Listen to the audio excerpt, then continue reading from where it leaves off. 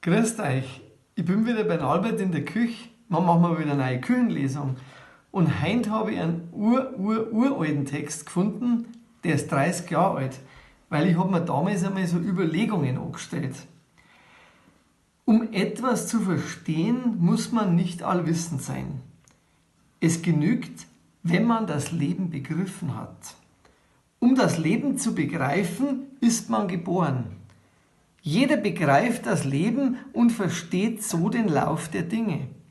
Jeder hat Verstand, der ihm dafür gegeben worden ist, zu denken. Also sollte man ihn auch einsetzen.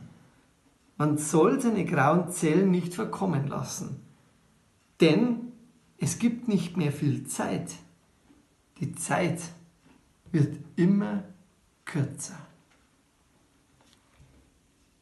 Jetzt kommt dann ein relativ neuer Text aus dem Jahr 2024. Der ist ein bisschen besinnlich. Jeden Tag neu. Stell mich dem Windhauch. Bin zwischen Gräsern und Bäumen. Bin in der Mitte, zentriert für den Tag. Schau auf die Wolken. Sie treiben und wandern. Mach mir mein Leben. Genieß, wie ich mag.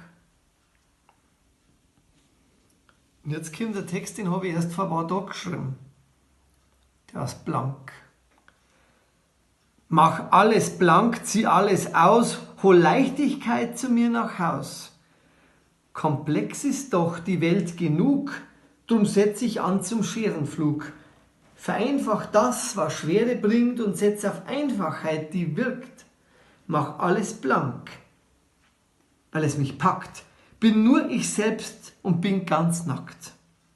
Mal alles aus und lass viel weiß, denn Schwärze fordert ihren Preis.